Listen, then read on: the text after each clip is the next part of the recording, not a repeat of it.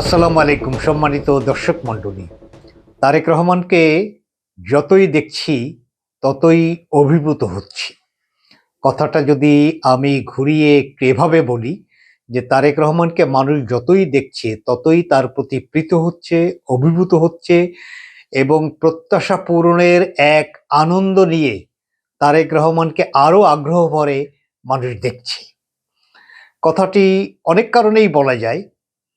গত 25 ডিসেম্বর 2025 বাংলাদেশের পবিত্র মাটিতে 17 বছরের নির্বাসিত জীবন শেষ করে তিনি যে মুহূর্ত থেকে বাংলাদেশের এই পবিত্র মাটিতে পা দিলেন, তারপর থেকেই প্রতিটি ঘটনা পরস্পরায় তিনি যেভাবে অ্যাক্ট করছেন, যেভাবে তিনি তার দায়িত্ব পালন করছেন, যেভাবে তার সমস্ত আচরণগুলো মানুষের সামনে দৃশ্যমান হচ্ছে, তাতে সত্যিই মানুষ আস্থা খুঁজে পাচ্ছে যে বাংলাদেশের ভবিষ্যৎ নির্মাণের জন্য যে ধরনের একজন রাষ্ট্রনায়কোচিত চারিত্রিক বৈশিষ্ট্যের অধিকারী নেতৃত্বের প্রয়োজন, সেই প্রত্যাশা সম্পূর্ণরূপে পূরণ করতে সক্ষম হবেন শহীদ রাষ্ট্রপতি জিয়াউর রহমান এবং দেশনেত্রী বেগম খালেদা জিয়ার যোগ্য উত্তরাধিকারী তার পুত্র তারেক রহমান।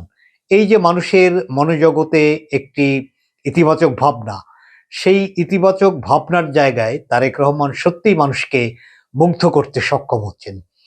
এতগুলো কথা বললাম মূলত সংসদের দক্ষিণ প্লাজায় সদ্য প্রয়াত গণতন্ত্রের মা বেগম খালেদা জিয়াকে কেন্দ্র করে নাগরিক শোক সভা যেটি হয়েছে এবং যেখানে দেশের বরেণ্য বিশিষ্ট জনেরা তারা বেগম খালেদা জিয়াকে স্মরণ করেছেন শ্রদ্ধায়, অকৃত্রিম ভালোবাসায়, দেশের প্রতি তার কমিটমেন্ট, ত্যাগ, তার কষ্ট সহিষ্ণুতা, তার ধৈর্য এবং সর্বোপরি বাংলাদেশকে তিনি যেভাবে ধারণ করেছিলেন, নিজের মতো করে তিনি বাংলাদেশকে যেভাবে মানুষের সামনে উপস্থাপন করেছেন এবং মানুষকে ভাবতে শিখিয়েছেন রাষ্ট্র এবং দেশ কতটা প্রিয় হতে পারে, যার জন্য জীবনের সব কিছু স্যাক্রিফাইস করা যায়।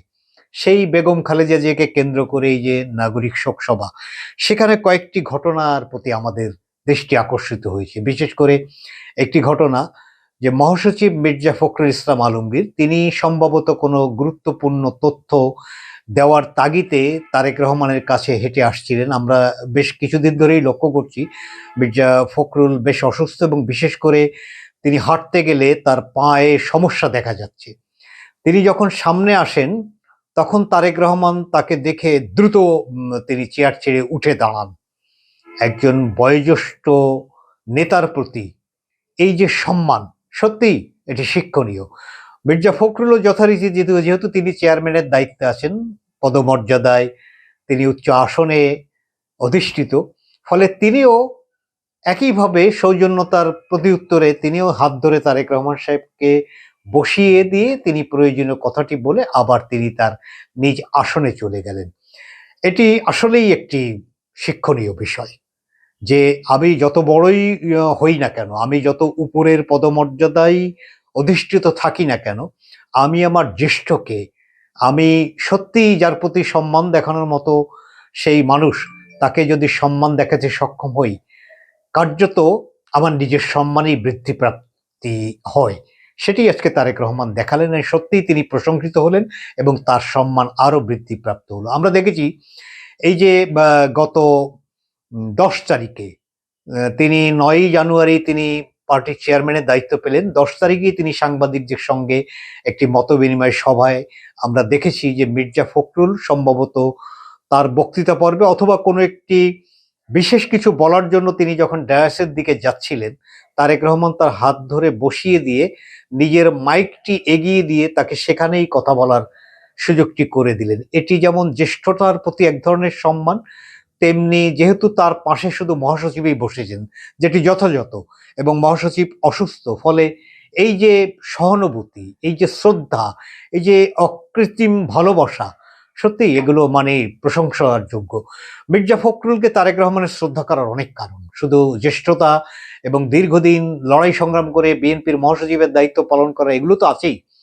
তাছাড়া খালেদা জিয়ার একজন বিশ্বস্ত সঙ্গী হিসাবে এবং সত্যি জিয়া পরিবারের প্রতি আনুগত্য, রাজনীতির প্রতি তার সীমাহীন ত্যাগ মির্জা ফখরুলকে রাজনীতিবিদ হিসেবে একটি অন্য মাত্রা দিয়েছে। আমরা জানি এই যে 1/11-এর পরে যে বিএনপির একটা দুঃসহ জার্নি, এই জার্নিতে দুজন মানুষের কথা খুব শ্রদ্ধার সঙ্গে সর্বাগ্রে উচ্চারণ করতে হবে। একজন মরহুম খন্দকার দেলোয়ার, যিনি জীবনের ঝুঁকি নিয়ে, মৃত্যুর ঝুঁকি নিয়ে জিয়াউর রহমান এবং তার পরিবারের পাশে দাঁড়িয়ে বিএনপিকে রক্ষা করেছিলেন। সেই সময় খন্দকার দেলোয়ারের ওই ভূমিকা যদি অনুপস্থিত থাকতো, অথবা তিনি অন্য কোনো ভূমিকায় অবতীর্ণ হতেন, তাহলে আজকে হয়তো বিএনপি নামক রাজনৈতিক দলটিকে আমরা কি অবস্থায় দেখতাম সেটি নিশ্চয়ই একটি দুশ্চিন্তার কারণ।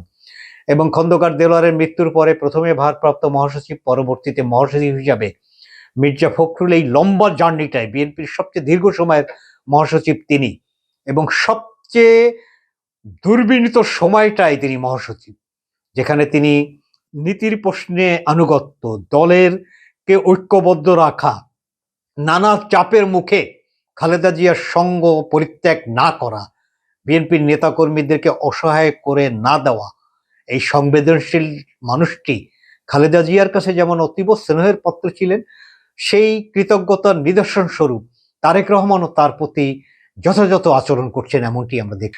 আমরা এই শোক সভা, যেটি নাগরিক শোক সভা, সেখানে আরো একটি বিষয় দেখেছি, যেটি নিয়ে আমি কোনো বর্ণনা করতে চাই না, তবে আমি মনে করি আমরা স্বাভাবিক বাঙালি মুসলমান, আমাদের কিছু সাংস্কৃতিক চরিত্র আছে, আমাদের কিছু ধর্মীয় কনসার্ন আছে, সেসব বিষয়ে কিছু আচরণ যেগুলো একেবারেই ঘরোয়া ভাবেই উপস্থাপন করা যায়, সেরকম একটি অভাবনীয় দৃশ্য আমরা দেখেছি, যেখানে মা হিসাবে জোবাইদা রহমান পিতাকে কি বলছেন আমরা অনুমান করতে পারি, পিতা কন্যা জাইমা রহমানকে কি বলছেন তাও আমরা অনুমান করতে পারি।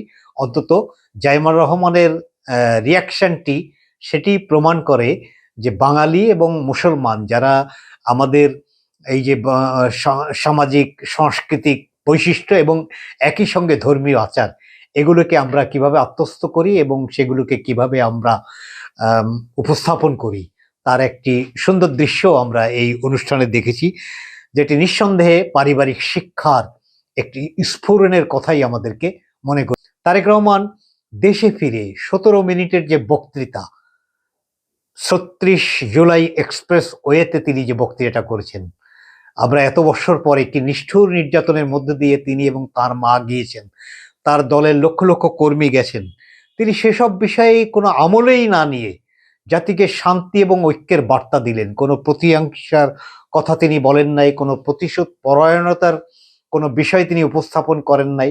আমরা তো 17 বছর দেখতে দেখতে এসেছি যে পরিবারের বয়ান, হাজার বছরের শ্রেষ্ঠ বাঙালির বয়ান, তিনি তার পরিবার ছাড়া বাংলাদেশের জন্য কেউ কিছু করেনি, অন্যকে মারবেন, ধরবেন, কাটবেন, এই ধরনের কথা শুনতে শুনতে যে জাতি অভ্যস্ত, তারা একজন নতুন রাষ্ট্রনায়কের চরিত্র দেখলেন, যেখানে তিনি তার বক্তৃতায় প্রতিহিংসা, প্রতিশোধ এগুলোর কোনো একটি শব্দ ব্যবহার করেননি, একটি বাক্য ব্যবহার করেননি, শান্তি এবং ঐক্যের বার্তা দিয়েই তিনি সংক্ষিপ্তভাবে তার বক্তৃতা শেষ করেছেন।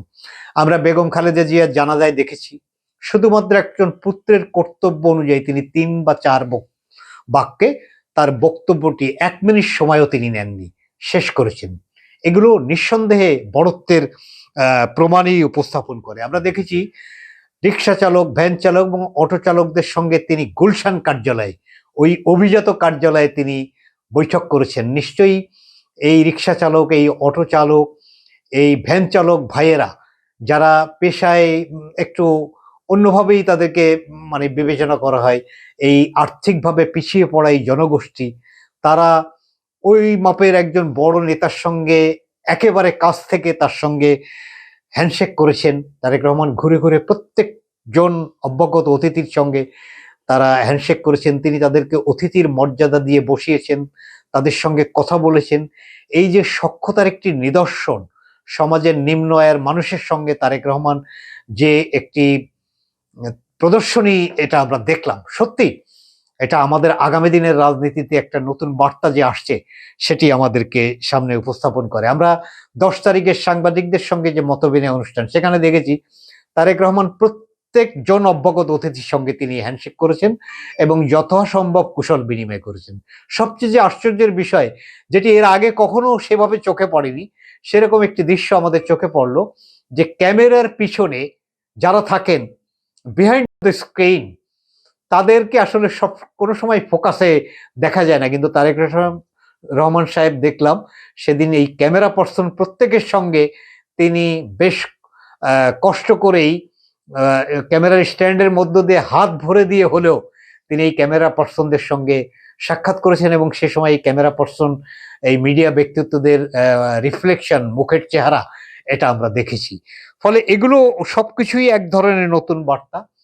তিনি 25 ডিসেম্বর দেশে ফিরেই দেশের প্রধান উপদেষ্টা, যিনি তার এই দেশে ফেরার পরে নিরাপত্তামূলক ব্যবস্থা সবকিছুতে তার সরকারের একটি গুরুত্বপূর্ণ ভূমিকা, স্বাভাবিক সৌজন্যতার একটি নিদর্শন তিনি রাখলেন। প্রফেসর গত বৃহস্পতিবার রাতে তিনি যমুনায় প্রফেসর ইউনূসের সঙ্গে তার পরিবারের সদস্যদের নিয়ে দেখা করেছেন। এটি মূলত যে ঘটনাটি আমরা জেনেছি সেটি হলো, প্রধান উপদেষ্টার সঙ্গে তার দেশে ফেরার পর আনুষ্ঠানিক সাক্ষাৎ হয়নি। তার মায়ের মৃত্যু, তার মায়ের অসুস্থকালীন সময়ে বেগম খালেদা জিয়াকে রাষ্ট্রের ভিভিআইপি ঘোষণা, তার জন্য চিকিৎসার সামগ্রিক ব্যবস্থায় সরকারের ভূমিকা, পরবর্তীতে তার মৃত্যুর পরে সরকারি ব্যবস্থাপনা, প্রফেসর ইউনূস নিজে একজন অভিভাবকের মতো দাঁড়িয়ে থেকে তারেক রহমানকে সান্ত্বনা দেওয়া, সর্বোপরি এরপরে একটি ফিরতি সৌজন্যতা, এটি তারেক রহমানের পক্ষ থেকে আবশ্যকতা ছিল। সেই সৌজন্যতার কাজটি তিনি গত বৃহস্পতিবার রাতে তার স্ত্রী এবং কন্যাকে নিয়ে তিনি সুসম্পন্ন করলেন। এগুলো রাজনীতিতে নতুন বার্তা। সেই বিভেদের রাজনীতি, প্রতিহিংসার রাজনীতির বাইরে সখ্যতা, সৌজন্যতার রাজনীতির একটি গুরুত্বপূর্ণ বার্তা মনে করি আমরা। এটি যারা আমরা সাধারণভাবে নাগরিক, জ্ঞান সমৃদ্ধ মানুষ, তারা আমরা এভাবেই চিন্তা করি। আমরা দেখেছি রাস্তায় দাঁড়িয়ে যখন শিক্ষকদের একটি আন্দোলন চলছিল, তিনি গাড়ি থেকে নেমে শিক্ষকদের কাছে যেয়ে তিনি আপনজনের মতো তাদের সংকটের কথা শুনেছেন এবং তাদের সংকট সমাধানে তিনি কি করতে পারেন সে সম্পর্কেও তিনি শিক্ষকদেরকে আশ্বস্ত করেছেন, এটি আমরা দেখেছি। পাশাপাশি আজকের এই আলোচনাটি আমি শেষ করতে চাই, সর্বশেষ এই যে তারেক রহমানকে আমরা দেখলাম, নতুন তারেক রহমান, প্রত্যাশিত তারেক রহমান, এই তারেক রহমানের প্রতি আমাদের অনেক প্রত্যাশা, স্বাভাবিক। শহীদ রাষ্ট্রপতি জিয়াউর রহমান রাষ্ট্র পরিচালনায় তার সাফল্য, বেগম খালেদা জিয়া রাষ্ট্র পরিচালনা এবং রাষ্ট্রের গণতান্ত্রিক সংগ্রামে তার যে ভূমিকা, সেই দুইজন ঐশ্বর্যমণ্ডিত মানুষের উত্তরাধিকার তারেক রহমান। তিনি বাংলাদেশকে যেভাবে ভালোবাসবেন, বাংলাদেশকে বিনির্মাণে তিনি যেভাবে আন্তরিক কাজ করবেন, এই যে আমাদের প্রত্যাশার জায়গায় আমরা তারেক রহমানকে যেভাবে দেখেছি, খুবই আমাদের মধ্যে একটা উচ্চ মাপের কনফিডেন্স দিন দিন আরো বেশি প্রসারিত হচ্ছে। আমরা তারেক রহমানের এই আচরণ প্রবাহমান থাকুক, এটির আরো পরিশীলিত রূপ আমাদের সামনে বারবার ফিরিয়ে আসুক। লোকসভায় মাহমুদুর রহমান সাহেবের, আমার দেশ পত্রিকার সম্পাদক মাহমুদুর রহমান সাহেবের একটা বক্তৃতা আমার কাছে ভালো লেগেছে। দীর্ঘদিন পরে মাহমুদ ভাইয়ের কাছে আমাদের যেমন প্রত্যাশা, তেমন প্রত্যাশিত একটি বক্তৃতা আমরা শুনলাম, এবং এই বক্তৃতাটিকে আমি কোট করতে চাই, কারণ এই বক্তৃতাটি আমাদের মতো অনেক মানুষের নিজস্ব ভাবনা এবং ভাষা, এমনটি আমার কাছে মনে হয়েছে। যেভাবে মাহমুদুর রহমান বলছেন, শহীদ প্রেসিডেন্ট জিয়াউর রহমান ও দেশনেত্রী বেগম খালেদা জিয়ার রাজনৈতিক উত্তরাধিকার এবং সংগ্রামের পতাকা আজ তারেক রহমানের হাতে ন্যস্ত হয়েছে। এটি যেমন গর্বের বিষয়, তেমনি এক গভীর দায়িত্ব ও চ্যালেঞ্জের বিষয়। মাহমুদুর রহমান বলেন, বেগম খালেদা জিয়া এবং শহীদ জিয়াউর রহমানের সন্তান হওয়া নিঃসন্দেহে গর্বের, কিন্তু একই সঙ্গে এটি ভয়ের এবং শঙ্কারও বিষয়। কারণ বাংলাদেশের মানুষ সবসময় তারেক রহমানকে তার পিতা ও মাতার সঙ্গে তুলনা করবে। এই তুলনা অত্যন্ত কঠিন যে কোনো মানুষের জন্যই। তিনি আরো বলেন, বাংলাদেশের 55 বছরের ইতিহাসে মাত্র 2 জন নেতা নেত্রী জন্মেছেন যাদের সমতুল্য হওয়া কঠিন, আর তারা যদি পিতামাতা হন তাহলে সেই সন্তানদের জন্য দায়িত্ব আরো অনেক বেশি কঠিন হয়ে ওঠে। রবীন্দ্রনাথ ঠাকুরের কবিতার একটি পংক্তি তিনি তার বক্তৃতায় উদ্ধৃত করেন, তোমার পতাকা যারে দাও তারে বহিবারে দাও শক্তি। আর শহীদ জিয়া বেগম জিয়ার সেই অবিস্মরণীয় পতাকা, সেই শক্তি, স্বাধীনতার পতাকা তারেক রহমানের হাতে ন্যস্ত হয়েছে। তিনি মহান আল্লাহর কাছে প্রার্থনা জানিয়ে বলেন, আল্লাহ যেন তারেক রহমানকে এই ঐতিহাসিক পতাকা বহন করার শক্তি ও সামর্থ্য দান করেন। এটি বাংলাদেশের কোটি মানুষের যে প্রার্থনা এবং প্রত্যাশা, সেটি মাহমুদ ভাইয়ের বক্তৃতায় আমরা আজকে পেলাম। মাহমুদুর রহমান বলেন, শহীদ প্রেসিডেন্ট জিয়াউর রহমান, দেশনেত্রী বেগম খালেদা জিয়া বাংলাদেশের 100 বছরের ইতিহাসে একমাত্র স্বামী স্ত্রী যারা সারা জীবন জনপ্রিয়তার শীর্ষে অবস্থান করেছেন। তারা যে জনপ্রিয়তা নিয়ে রাজনীতিতে প্রবেশ করেছিলেন, সেই একই জনপ্রিয়তা নিয়ে আল্লাহর কাছে ফিরে গেছেন। তিনি আরো বলেন, বিশ্বের রাজনৈতিক ইতিহাসে একই পরিবার থেকে স্বামী ও স্ত্রী দুজনেই পুরো জাতির সবচেয়ে জনপ্রিয় নেতা হিসেবে দীর্ঘ সময় অবস্থান করেছেন। এরকম উদাহরণ পৃথিবীতে নেই। এটি একটি সম্পূর্ণ ইউনিক ঘটনা, যা আমাদের মনে রাখা দরকার। মাহমুদুর রহমানের এই বক্তব্যের সাথে আর 2-3টি বাক্য যোগ করেই আমি আমার আজকের কথা শেষ করব। আমরা খালেদা জিয়াকে দেখেছি জনপ্রিয়তার শীর্ষে থেকে তিনি শুরু করেছেন এবং তার সমাপ্তিও সেভাবে ঘটছে। আমরা শহীদ রাষ্ট্রপতি জিয়াউর রহমান বাংলাদেশের মানুষের প্রত্যাশার তাগিদ পূরণের জন্যই রাষ্ট্র পরিচালনার দায়িত্বে এসেছিলেন। মানুষের সীমাহীন জনপ্রিয়তা এবং প্রত্যাশা তার প্রতি ছিল এবং তিনি তার সমাপ্তিওটা সেই একই ধরনের জনপ্রিয়তা থেকে শেষ হয়েছে। আমরা মনে করি দেশে ফেরার পরে তারেক রহমান তার বিনয়, সৌকর্য, সৌন্দর্যমণ্ডিত আচরণ, ব্যবহার, ভবিষ্যৎ স্বপ্ন জাতিকে যেভাবে দেখাচ্ছেন, তিনি অধিকতর জনপ্রিয় হচ্ছেন দিন দিন। মাত্র এই 23 দিন তিনি বাংলাদেশে ফিরেছেন। এই 23-24 দিনের মধ্যেই তিনি মানুষকে প্রত্যাশা পূরণের স্বপ্ন দেখাতে তিনি সূচনা করেছেন। তিনি যেভাবে আজকে সুন্দরভাবে শুরু করলেন, বদলে যাওয়া তারেক রহমানকে আমরা দেখলাম। ঠিক আমরা মনে করি তার ভবিষ্যৎ যাত্রাটাও নিশ্চয়ই তার পিতা এবং তার মাতার মতো সৌন্দর্য এবং সৌকর্য মণ্ডিত হবে। পরম করুণাময় আল্লাহর কাছে আমাদের বাংলাদেশের নাগরিকদের পক্ষ থেকে এটি এই মুহূর্তের সবচেয়ে গুরুত্বপূর্ণ প্রত্যাশা এবং প্রার্থনা। ধন্যবাদ।